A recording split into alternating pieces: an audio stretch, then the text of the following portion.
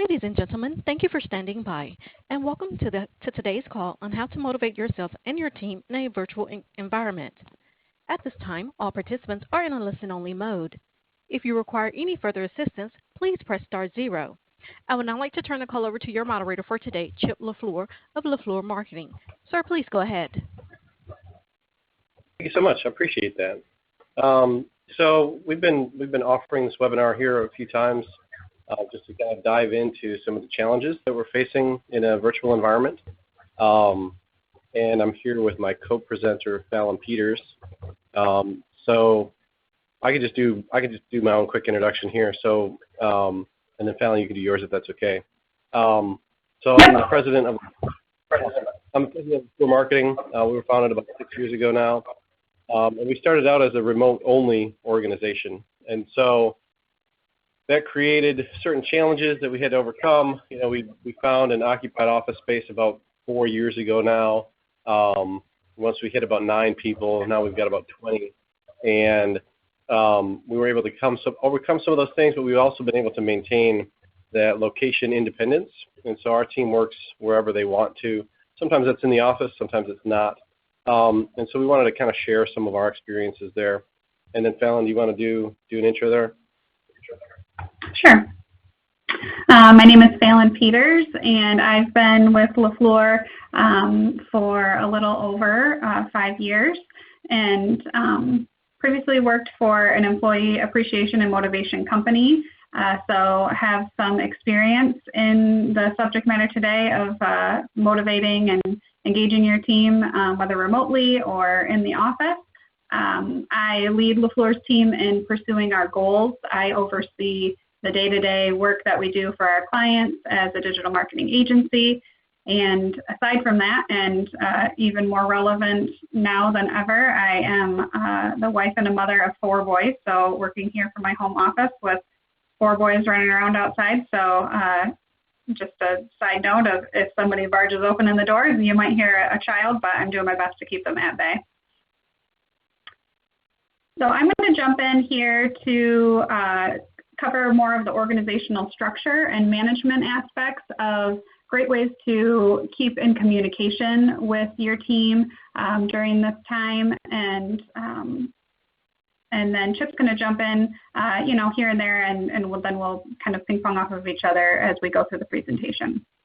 So being the person who oversees the organizational structure for LaFleur, in this time of being remote, and always, I believe that communication is key to motivating your team, building the trust among your team, and making sure that you're all on the same page. And now that we're disparate amongst our houses and facing different challenges of when we're working, we've got kids at home that might require homeschooling, making sure that you're communicating with your team, with your direct managers, but then also reaching out to, people that might fall down the line from you is going to be very important in this time.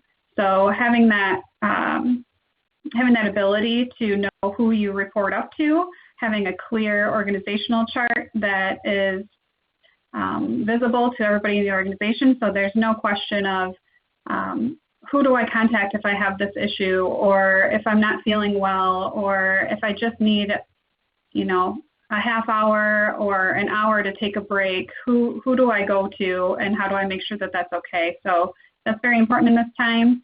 And then leading into that, making sure that you've got a clear succession plan in place should someone get sick. It's going to be inevitable that the people on our teams are going to become sick. So communicating to your team up and down the line of, if I get sick, this is who's covering for me, making sure that everybody's aware of who they're covering for, and then taking that time now before the sickness happens to cross-train and make sure that you're covered. Anything else to add there, Chip? I would just say, as depending on where we're located, there are going to be events that are going to happen that are going to affect your team. Unfortunately, some people are going to get sick.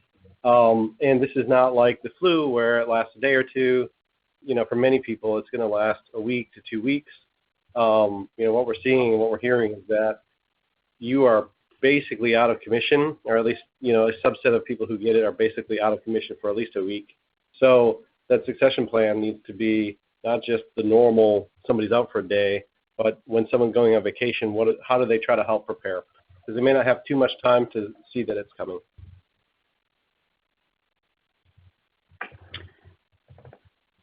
One of the important things that you can enable, or if you've already got it going in your organization, but maybe it's not as important to the flow of your organization, I think this time when we're all working from home and remotely, moving to a project style workflow is an easier way to make sure that the folks on your team are getting done what needs to get done. That's a big question that we're hearing is, how can I track that everybody's actually working? If they're at home, I don't know what they're doing. I can't walk by their office and see that they're at least sitting at their computer.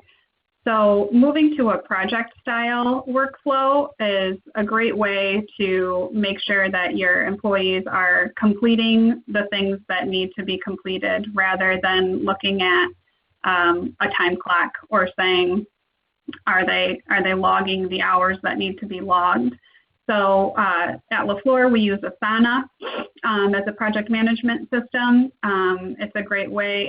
It's easy. It's a pretty easy user interface to be able to enter in tasks, assign them to one person with a due date, and then overseeing and getting those notifications of this person checked off all their tasks for today. So you might end up working in a way that maybe people are getting all of their tasks done in 5 hours for that day. And then maybe they can be done for the day if they're doing everything that they need to be doing, or maybe they're not able to get their work done from 8 a.m. to 5 p.m., but they can get their work done from 8 to noon and then 7 p.m. to 10 p.m. So moving to that project style allows I think it gives them peace of mind that the work is still getting done. We're still staying on top of things. You can log in as a manager or a business owner and see what's happening, kind of like a virtual job board per se. So Asana is the tool that we use. There's also Basecamp. If you've got Office 365 running as your platform, Office Planner is something that's included in that suite. So that's not even an additional cost for you to implement that. Yeah, so anything to add there, Chip, on that? I would just say that, we have to operate differently. We work with a lot of lawyers across the country, and so their work is sometimes harder to create project-based deliverables. So some of them are using a platform called ActiveTrack, which basically screenshots. So when someone logs into their work computer for work, it's going to track their screenshots, what applications they're using, and things like that. Whatever you use to kind of verify that the work is getting done, I think if you start from a point of view of trust and say, we all know that we're all trying to get through this together. We have to trust that you're doing some of the work. Maybe we felt better seeing you do the work, but we can't do that anymore. So I think there's a lot of different solutions. I think the best ones start with kind of that feeling of trust at the outset, but kind of a trust but verify. And so like Fallon was saying, we have a window into what work is getting done, how much capacity people have, how much time those things take. We try to do it in such a way that still treats people like adults, right? Because I think for the most part, people want us to be successful as we go through this. And then like Fallon pointed out, Office Planner, there's a couple of different tools in Office 365, and where we can call out tools that you probably already have access to without any additional cost, we're going to try to do that. The nice thing about Asana is they have a free plan for I think up to 10 users. I believe they still have that. They have discounted for profits too. So if you're in Office 365, take a look at Office Planner. Otherwise, take a look at Asana. I think they do a great job, and I believe they still have a free product out there.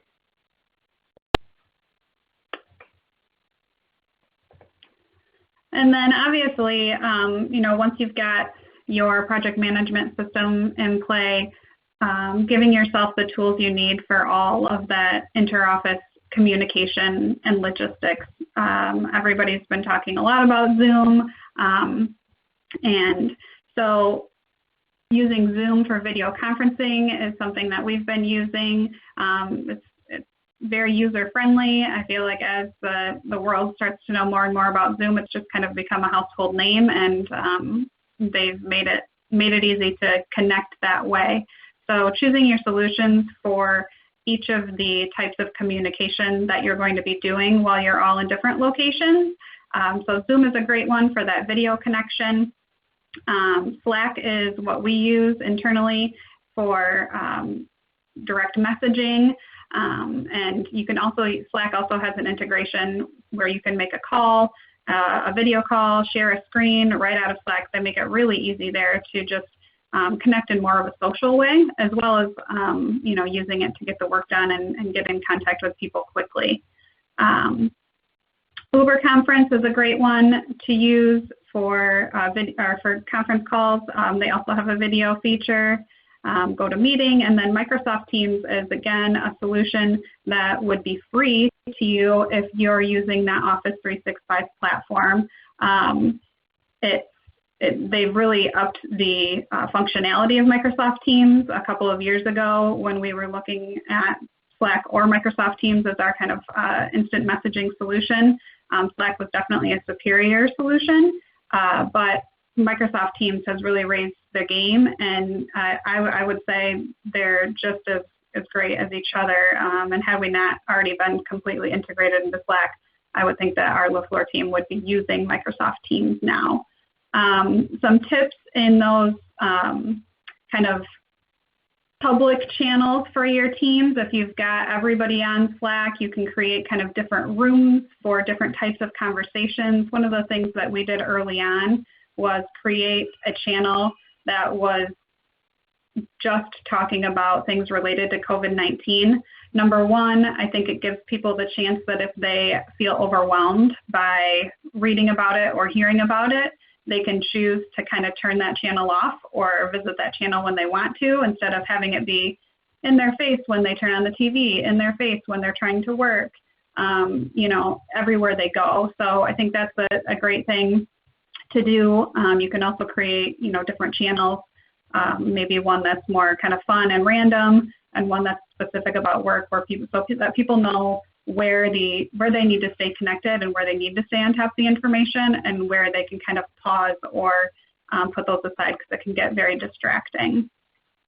And then just encouraging those video meetings instead of typing messages to each other. I think we all know that direct messaging, like texting, things can get lost very easily, can take a lot longer to communicate through those channels. And so just picking up the phone and communicating with folks directly when you can, with your voice, with your face, instead of just with your typing with your fingers. And that kind of leads us into the full suite of tools leading up to, how do you communicate well with your team? And how do you motivate them in this time? Like Chip said, we started as a remote office, all working from our homes. So thankfully, we've established a lot of these tools already before all of this happened.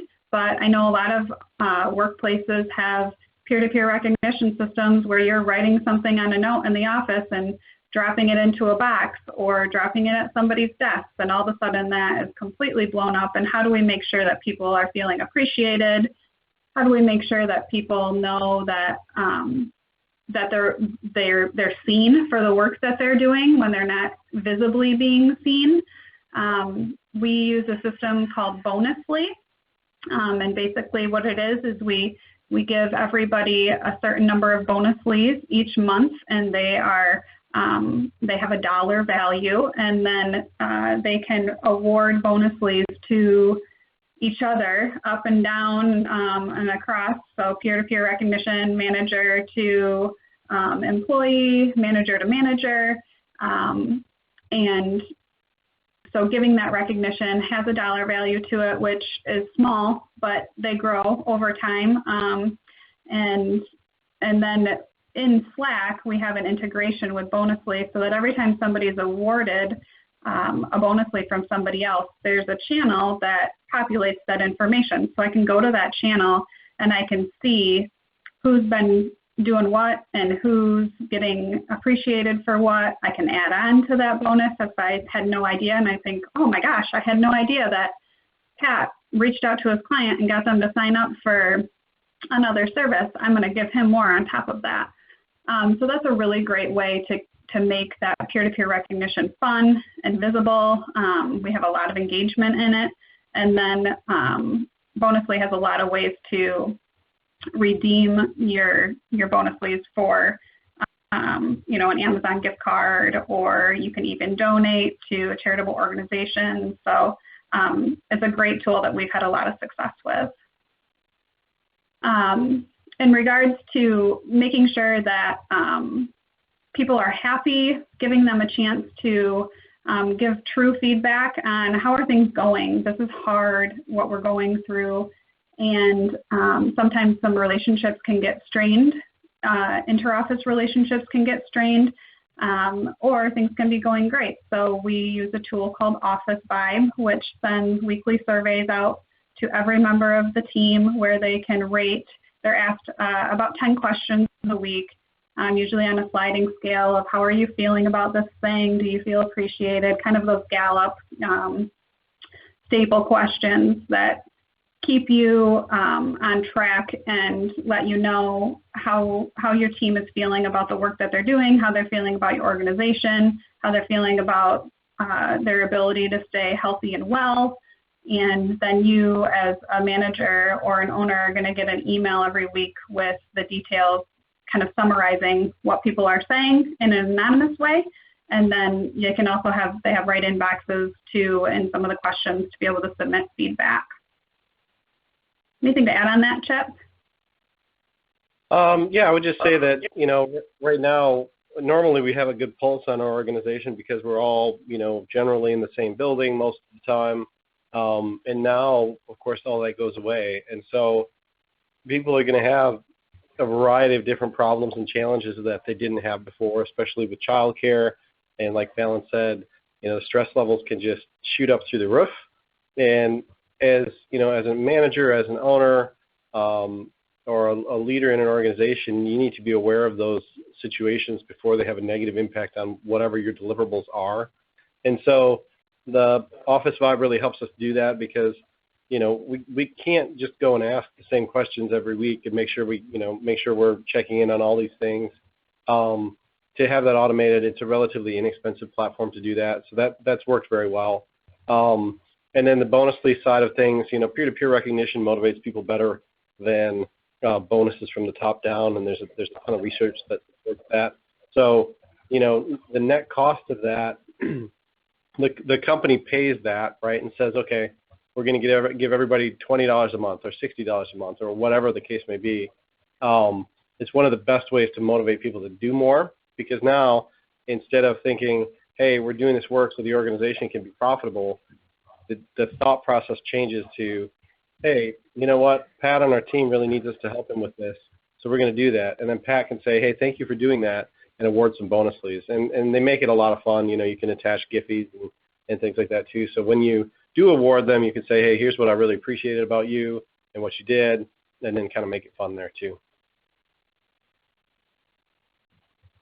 And I could talk about some of these things a little bit too, and kind of kick it back over to you, Fallon. But one of the things that we've done, and I can't take credit for this, between Fallon and Catherine, our project lead director, have set up a lot of these things. But one of the things that we wanted to do, even when we were on location, was make sure we carved out a time for people to just talk about what happened over the weekend, how their kids are doing, what their pets are doing. Because, that happens throughout the day and it happens throughout meetings, and we're not trying to shut that down. But we wanted people to feel comfortable and happy, and really engaged to be able to just have those conversations. So we created Water Cooler Mondays. It's just a quick 15-minute meeting where we can just check in and not have to talk about work. And I think that's even more important now than it's ever been. So we always try to do those on a Zoom call, and we'll have a bunch of people get together, especially on Monday, to do that. We've gone back to having a weekly full team staff meeting. We were doing every other week, and that was fine when we were on premises. But now we're in a situation where we don't get to see each other. We all know that work is getting done, but it's very easy to have these informational silos. So we decided to reinstitute those meetings. We do those on Zoom also. On Wednesdays, we check in, project managers kind of run through the list of things that need to be getting done. And it's about a 10 to 20-minute meeting, but again, helps keep people on the same page. And then we also try to have some fun too. So we've been doing a virtual happy hour Thursdays, where everybody grabs a beverage of choice and jumps on a video call. One of the fun things about Zoom is you can change your background if you're standing in front of a solid color background. So those have been some things that have helped pull us in together. Anything you want to tie into that, Fallon? Nope. So this is what you covered it. All right, good. This is what some of our team meetings look like. They get a little crazy, Some people show up in masks. We see a lot of people's cats and other pets. We see a lot of people's kids, But we just have to accept that this is part of life now. And really, it's not detracting anything. We're able to have fun, and we're able to kind of see who's doing what. So we try to keep our weekly meeting structured so that everybody's on the same page and so that we don't get kind of lost in the weeds. So we usually start off with a team tip, which has been really helpful, especially when we change like our workflow and where we work and the way we work. We have 20 people who all do things a little bit differently. And some of them have a trick in Outlook that they like to use. Some of them have a trick in Excel. Some of them just have kind of tips about mental health and wellness or the creative process. So we just have kind of this rolling assignment of a team tip. Sometimes they are team tip buffets, and we've had some beautiful PowerPoints that have laid out, a whole entree list of different tips. Other times, people will point out and say, hey, did you know that Microsoft does a pretty good job with dictation now? And if you click on this button, you can dictate your emails. And that's it. And both are great. We love them. There is still new business opportunities out there. I've been pleasantly surprised to find that we've had new client interest and we've had leads still come in throughout this. I think one of the, not to get off topic, but one of the keys there is identification of areas and verticals that are still operational, to keep your business operational. So we go through those new business opportunities to make sure they don't fall off the radar, to get ideas from the team. The bulk of our time is spent on client updates. So as these things are changing so quickly, we want to go through our full list of clients and identify who needs what. How do we help our clients stay in business through this? How do we help them not just survive, but try to thrive? And I know that's a tall order, when the whole country seems like it's shut down. But with most of the businesses that we work with, even if there's not a current opportunity, and even if there's not an opportunity to generate revenue, there is almost always an opportunity for them to do something to ensure their survival. So we try to talk through that, as we're going through this. And then we try to kind of share that around throughout our team. So we want to give people the opportunity to feel good about their accomplishments. And so each of our departments runs through kind of what they've accomplished and what their updates have been. We have a few. We have content. We have project management. We have paid media. We have video that kind of, and then design. And it gives everybody a chance to kind of point to something and say, hey, I did this. Here's what we accomplished, And this is pretty well organized, so that update email goes out the day before. People can have a chance to take a look at that. But then we could talk through it too. We can also identify roadblocks, and then vacations and time off, which have become almost non-existent right now.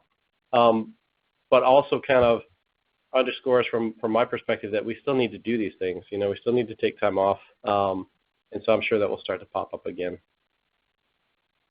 Feel free to just jump in if you want to add anything, Fallon.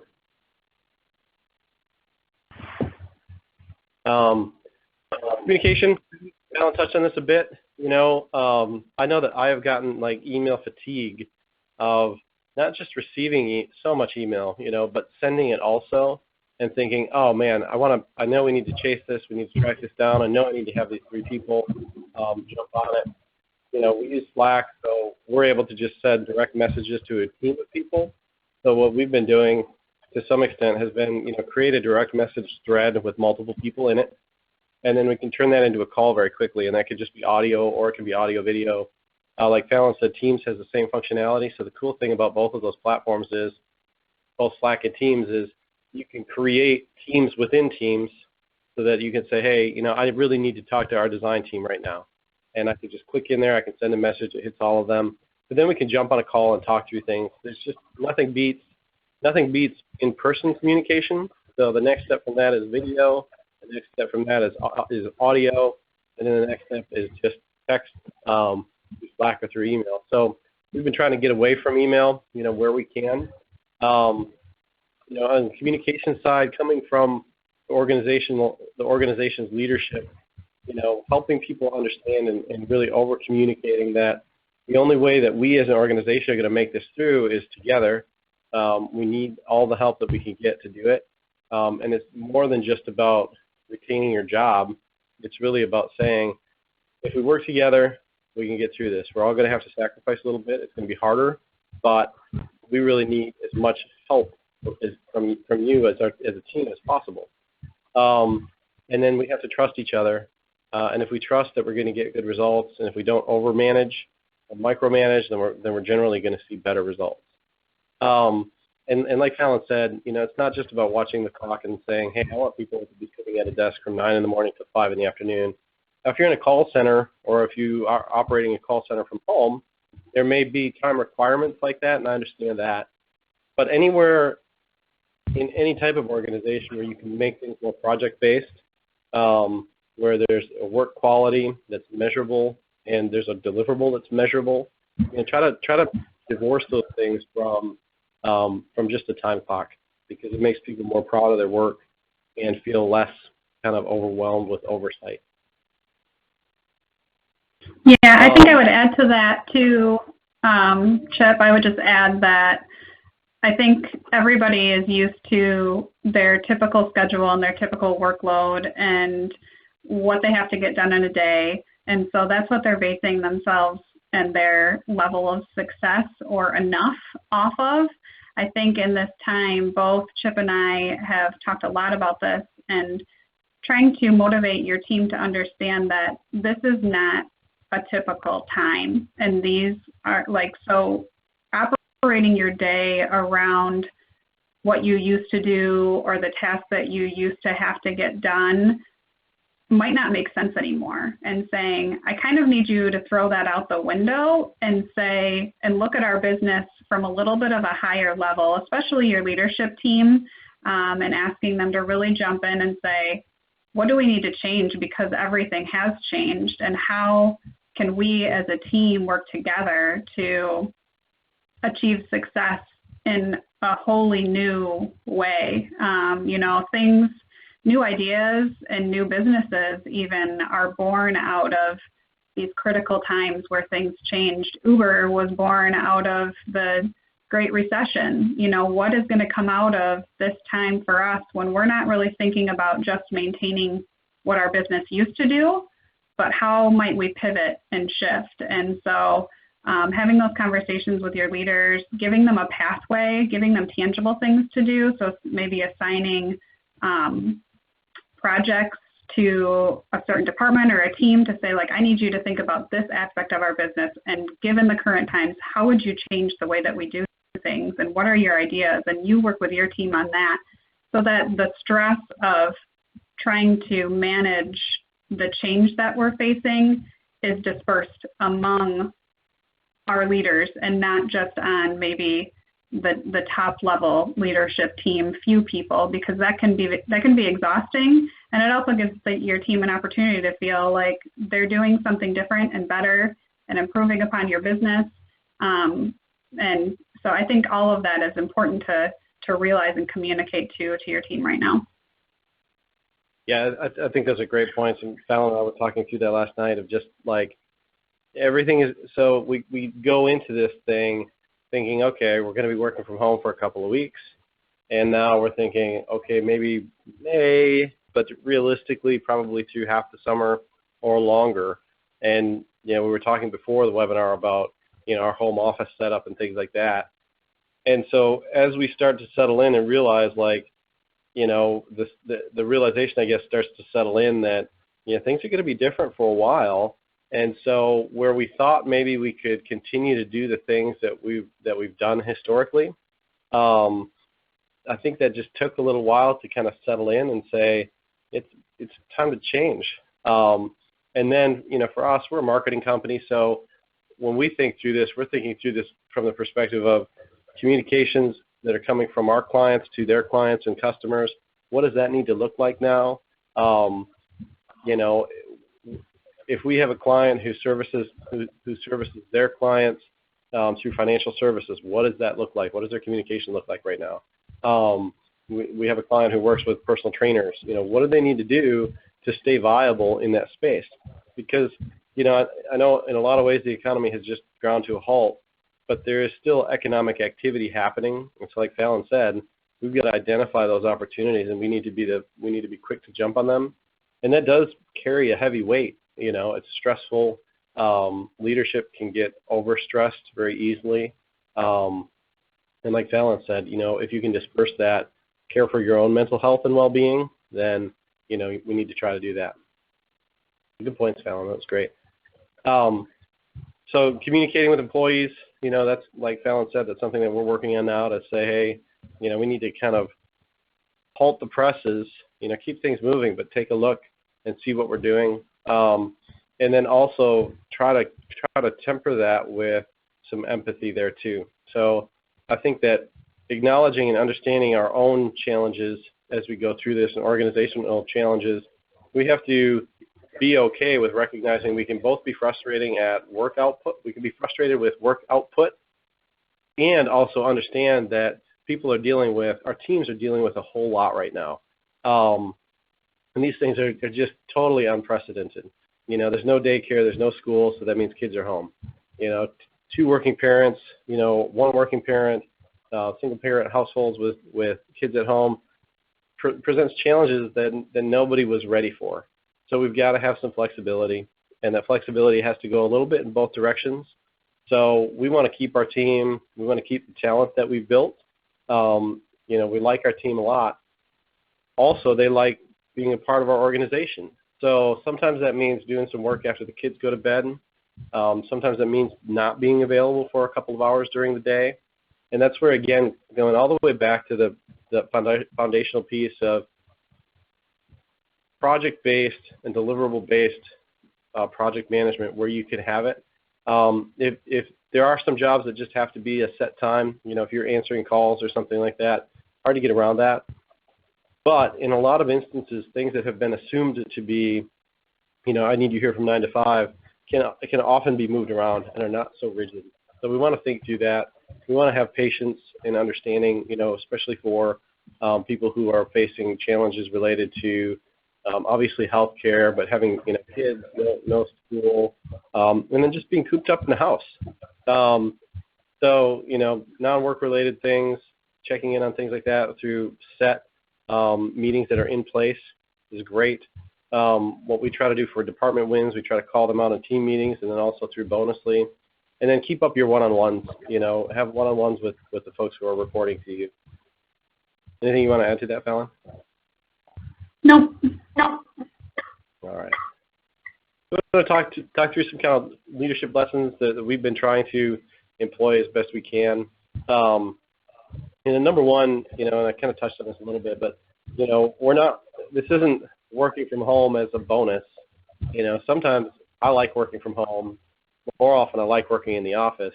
So for me, it's not like, hey, this is great, I can work from home now. We are in the midst of a global pandemic, and that's not good. And we're not happy about that.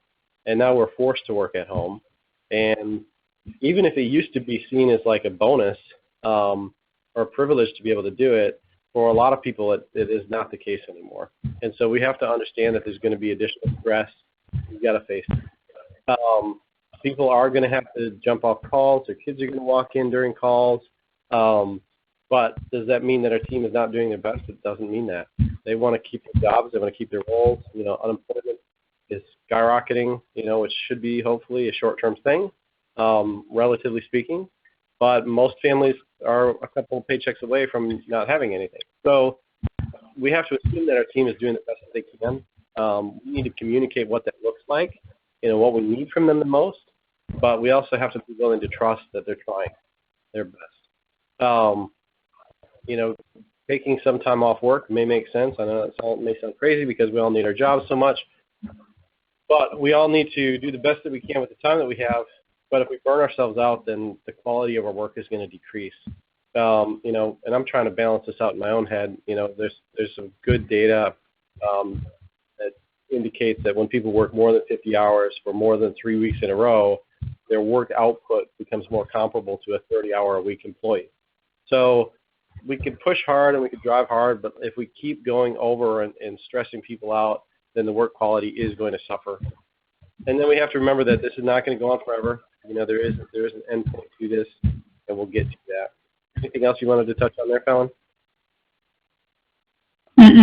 Nope. Okay.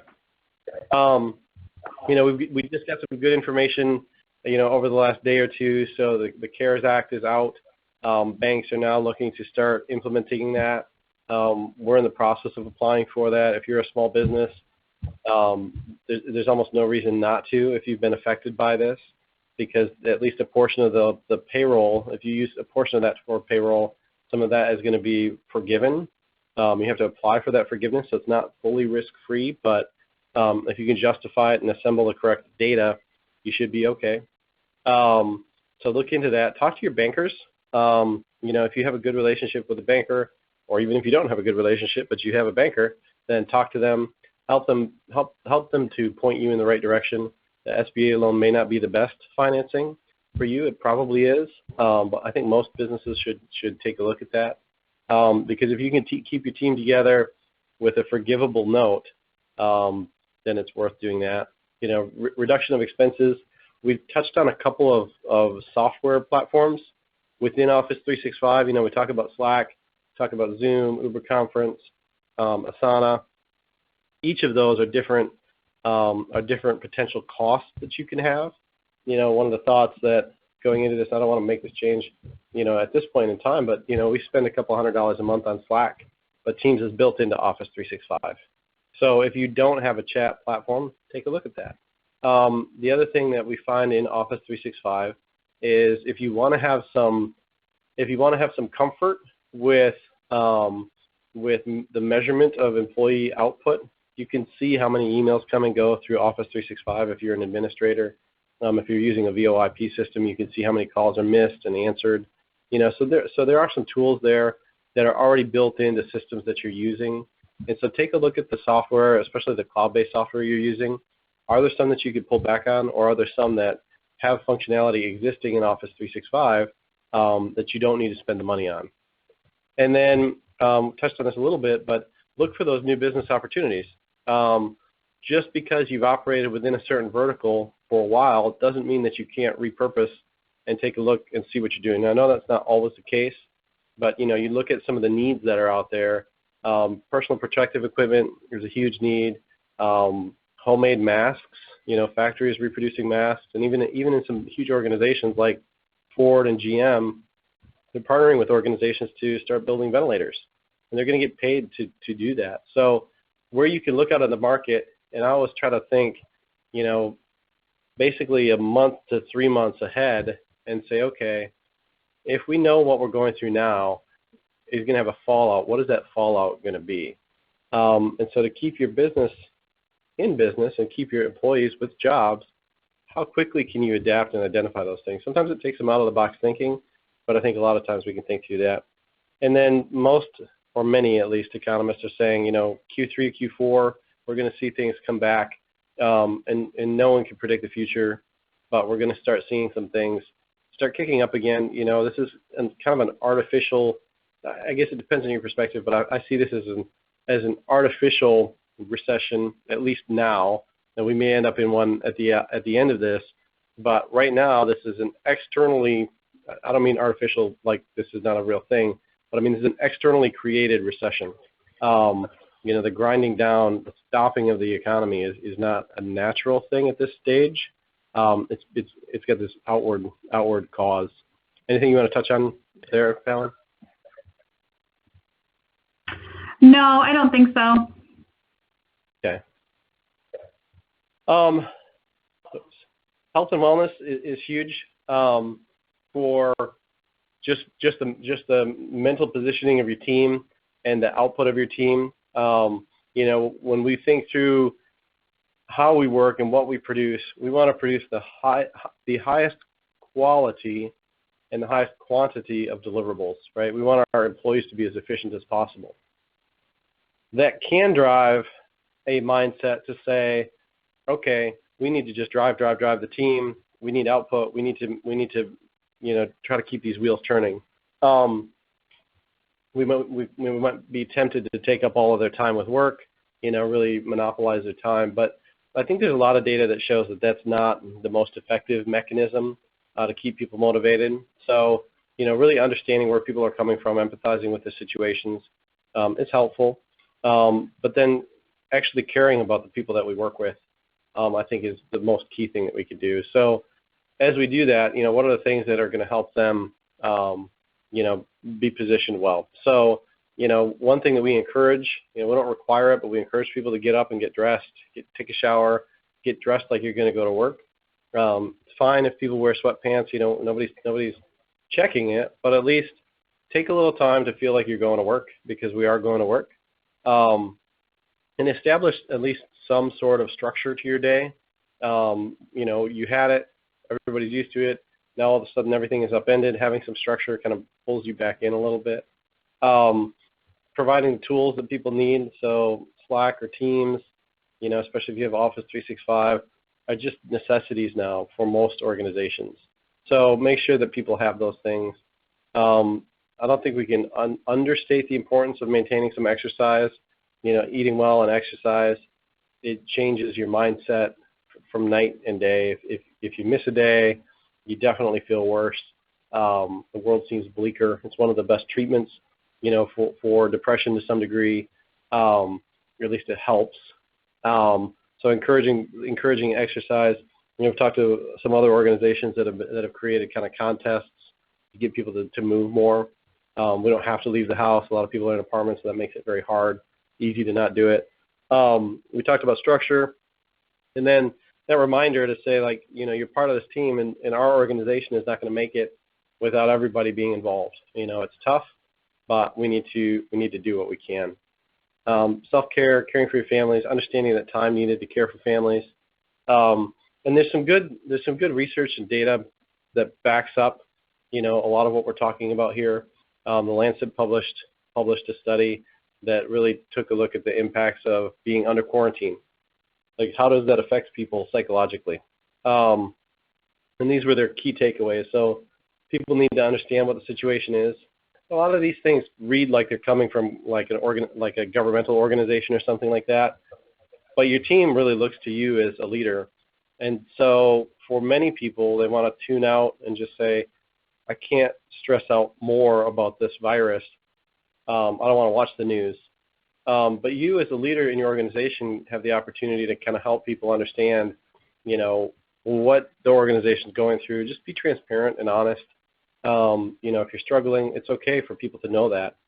So communicate as much as you can. Make sure people have the supplies that they need. And this is, again, this is looking at it from the perspective of like a governmental leadership role. But you have a team, and for example, we had one person on our team. His wife just had a baby at 2:00 in the morning on Monday morning, and that creates a scenario where we can help them, and so we can provide them with some food. We could do that while maintaining social distancing appropriately. So finding out what the needs are, and then trying to supply them where you can.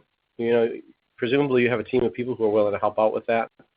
Some of these, the quarantine should be as short as possible. We don't have any say in that.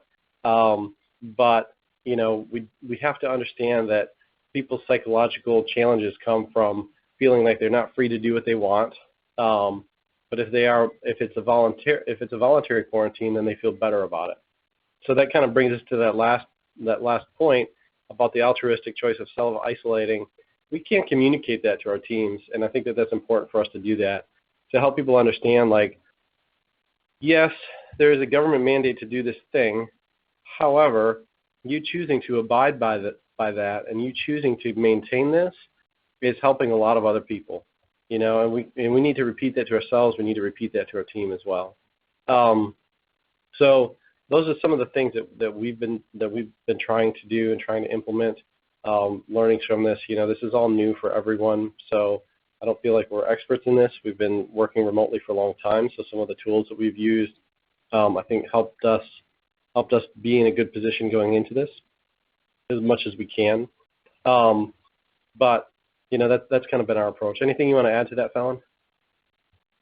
I would just add that checking in with your folks and asking that question of how are you doing really, and then listening and letting them be able to vent to you, trying to take the time to pick up on what's something that maybe out of your recognition budget that you could do for them in a small way. Maybe they've got kids at home and their kids are, super active.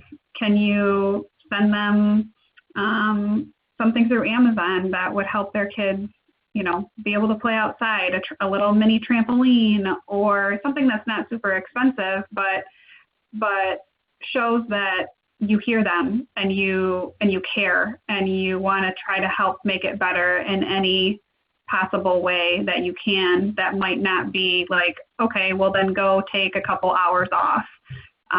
So really, really checking in, listening, having that empathy, having the empathy for the people who also don't have kids. We keep talking about the folks that have kids at home. What about the singles who are at home, who are lonely? Maybe hosting a game night through your company's Zoom channel. Jackbox TV is a real great plugin that you can, if anybody who's got a phone can participate from anywhere, and you can share the screen through Zoom and you can all play together. So giving yourselves and your team that chance to connect with each other in a way that doesn't have to do with work, that's fun, that fills that bucket of socialization that I think we all need and we're all missing.